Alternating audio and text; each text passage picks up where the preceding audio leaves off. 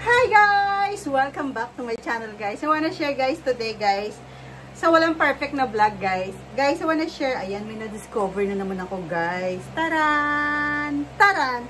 Ito guys, pang ano to sa bag, parang nakalagay sa kanya dressing, pang shiny siya sa bag na how to protect your shiny bag. So, ito guys, nabili ko lang sa sa Shopee, nabili ko lang to. Tapos, tingnan natin kung maganda siya. Itatry na natin. Kukuha ako ng gagamitin natin na bag. Doon sa may lalagyan ko, bubuksan natin tong lalagyan ng bag ko. Maghahanap tayo ng lalagyan natin ito. Itatry natin. Pero guys, the best. Kasi, natry ko na to doon sa isa. So, ito yung masishare ko sa inyo guys ngayon. Pang protect ng shiny. Pwede siyang spray, pwede siyang i-ano mo lang. So, pakikita ko sa inyo kung ano ba yung gagawin natin. Kung ano ba yung, lilinisan natin. So, tara! Tara, tara! Magbukas tayo sa bag, sa closet. Ayan. Hanap tayo ng lilinisan natin na LB bag. So, kukuha tayo dito. Or, eto, kumuha tayo sa ito yung lilinisan natin. Tingnan nyo yung mga anik-anik ko. May price pa. So, lilinisan natin. Papakita ko sa inyo para at least ma-maintain natin yung pang shiny. So, isa na yan. Tingnan natin. Hanap pa tayo ng iba. So, kukuha pa tayo. Kasi guys, makalat lang yung lalagyan ng bag ko. Hindi talaga siya kasi nga madami. So, ito naman yung Louis V ko na bag. Tapos ito yung vintage na na black na Gucci. So kukuha muna tayo bago tayo mag-proceed. So ayan, ito yung ayan.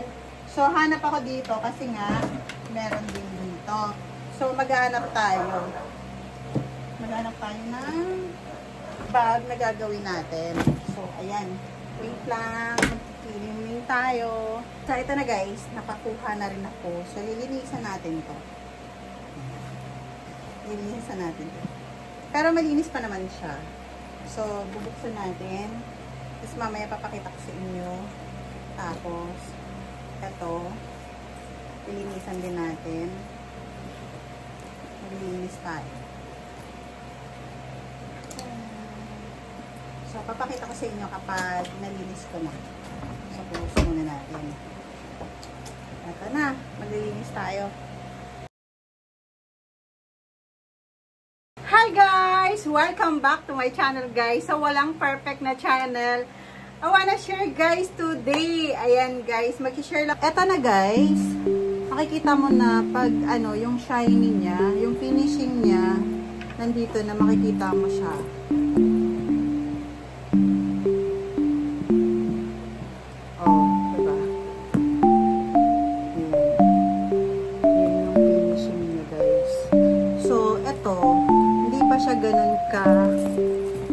Hindi pa siya ganun ka-shiny kaysa dito. So, ayan yung finishing niya. Diba? Medyo maganda na siya tingnan. Bali, ang kinukuha ko pala is natural lang. Kasi kapag may kulang, delta 3 colors lang kasi yan. Brown saka black. So, dito pag mga ganito guys, kukunin nyo is natural lang. Kasi parang hindi siya magkaroon ng pero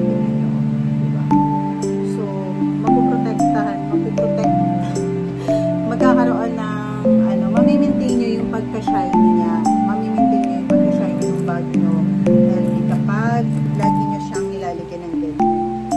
So, ito lang kailangan may ganito kayo, na hindi siya marap, kasi para maganda yung niya. Ganun lang. Tapos,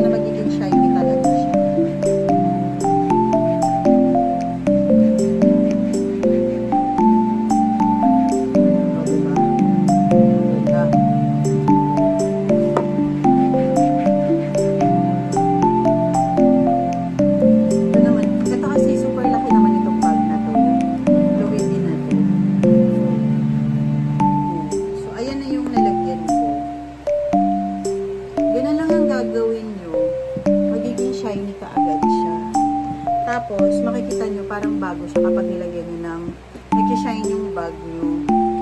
Tapos, lalagyan nyo siya ng organizer sa likod. Tapos, nilalagyan ko nga pala ng, isingit ko na lang yun. Nilalagyan ko din ng ganito para at least, hindi siya magiging mabaho. Kahit nakatago yung bag nyo, parang amoy bago pa din siya. Kasi, wala naman siyang amoy. May isang bag lang talaga ako na ano naman. Pero halos ng bag ko, wala siyang amoy. Tapos, napunta tayo sa amoy. Tapos, ganyan na siya. Sobrang maganda siya. Tingnan. Ayan, tingnan guys, diba?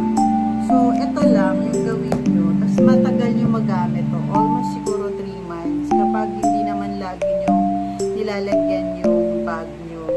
Ako kasi, every na ginagamit ko. Tapos, ang maganda lang dito, guys. Ang maganda lang dito, parang pag nakita mo yung bag mo, parang super bago kapag nilagyan mo ng ganito. Sobrang shiny nung bag mo kapag ito yung ginagamit mo. Napakaganda niya, guys. Yung ano na yan, sa Shopee ko siya binili. Tapos hindi siya ganun kamahal, is like 147 plus shipping is 150. So maganda siya, guys. So yan lang, guys, yung ma-share ko sa inyo. Thank you so much for watching and don't forget to click the notification bell para updated kayo sa vlog ko. And God bless you all. Thank you. Bye! Tanggalin muna natin itong mga anik-anik na to bago natin lilinisan. Tanggalin muna natin. Kasi baka malagyan siya ng ano, baka malagyan siya ng mga dumi. So, kailangan malinisan natin. So, yan. Yan muna. So, ganito lang yung gagawin natin. Lalagyan natin siya dito. Tapos, ganito lang, oh. Yung start. So, ganun lang yung ginagawa ko. Lalagyan mo siya. Tapos, lilinisan mo siya. Tapos, i-close natin kasi baka matapon. So, ayan mo. So, ganyan siya, diba? Ayan, makikita mo, hindi pa siya ganun ka-shine. May shiny na rin siya, pero kailangan na siya. So, ayan, namumuti siya. Kailangan ganito. Namumuti siya, guys. So, kailangan malinis muna natin ito. Ayan. Kailangan shiny na shiny.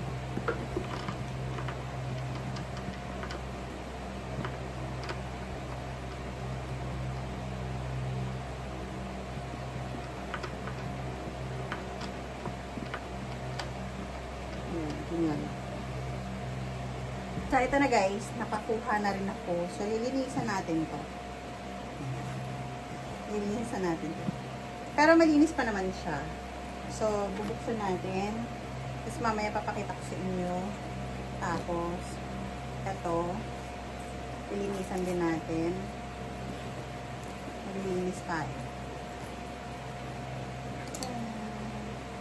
So, papakita ko sa inyo kapag nalinis ko na. So, bubuksan muna natin.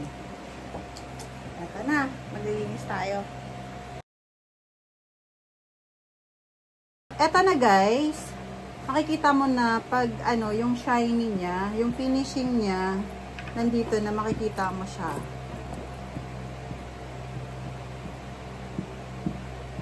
Oh, diba? Ayan. Ayan yung finishing niya, guys. So, ito, hindi pa siya ganun ka, oh, hindi pa siya ganun ka-shiny kaysa dito. Ayan. So, ayan yung finishing na niya. Diba? Medyo maganda na siya tingnan. Bali, ang kinukuha ko pala is natural lang. Kasi kapag may kulay, delta 3 colors lang kasi yan. Brown saka black. So, dito pag mga ganito, guys, kukunin nyo is natural lang. Kasi para hindi siya magkaroon ng ano. Pero tingnan nyo, oh, diba? So, magkakaroon ng, ano, mamimaintain nyo yung pagka-shiny niya. Mamimaintain nyo yung pagka-shiny ng bag nyo. Healthy kapag lagi nyo siyang nilalagyan ng ganyan. So, ito lang. Ito lang kailangan may ganito kayo na hindi siya, ano, hindi siya marap. Kasi para maganda yung, ano niya. Ganun lang. Tapos, Oh, diba? Shiny na siya. So, yung isa naman, ito naman yung lagyan natin. Makikita nyo, hindi siya ganun ka-shiny. So, ito ulit, talagyan natin siya. Ganun ulit ang gagawin natin.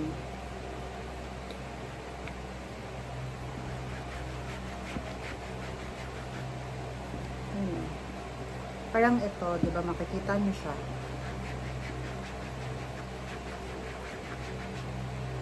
Makikita nyo siya na magiging shiny talaga siya.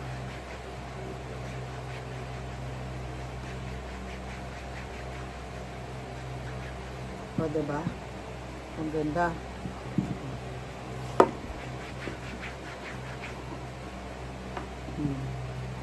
Ito naman, ito kasi super laki naman itong bag na to, yung Louis V na to. So, yan. So, ayan na yung nalagyan ko. Ganun lang ang gagawin nyo. Magiging shiny ka agad siya. Tapos, makikita nyo parang bago siya kapag nilagyan nyo ng nag-shine yung bag nyo. Tapos, lalagyan nyo siya ng organizer sa loob. Tapos, nilalagyan ko nga pala ng, isingit ko na lang, nilalagyan ko din ng ganito para at least hindi siya magiging mabaho. Kahit nakatago yung bag nyo, parang amoy bago pa din siya. Kasi, wala naman siyang amoy. May isang bag lang talaga ako na may amoy. Pero halos ng bag ko, wala siyang amoy. Tapos, napunta tayo sa amoy, no? Tapos, ganyan na siya. Sobrang maganda siya tingnan. Ayan, tingnan nyo guys, diba? So, ito lang yung gawin nyo. Tapos, matagal nyo magamit to. Almost siguro 3 months. Kapag hindi naman lagi nyo nilalagyan yung bag nyo. Ako kasi, every na ginagamit ko. Tapos, ang maganda lang dito, guys. Ang maganda lang dito, parang pag nakita mo yung bag mo, parang super bago. Kapag nilagyan mo ng ganito. Sobrang shiny nung bag mo kapag ito yung ginagamit mo. Napakaganda niya, guys. Yung ano na yan. Sa Shopee ko siya binili. Tapos, hindi siya ganun kamahal. Is like 147. Plus shipping is 150. So, maganda siya, guys. So, yan lang, guys, yung ma-share ko sa inyo. Thank you so much for watching. And don't forget to click the notification bell para updated kayo sa vlog ko. And God bless you all. Thank you. Bye!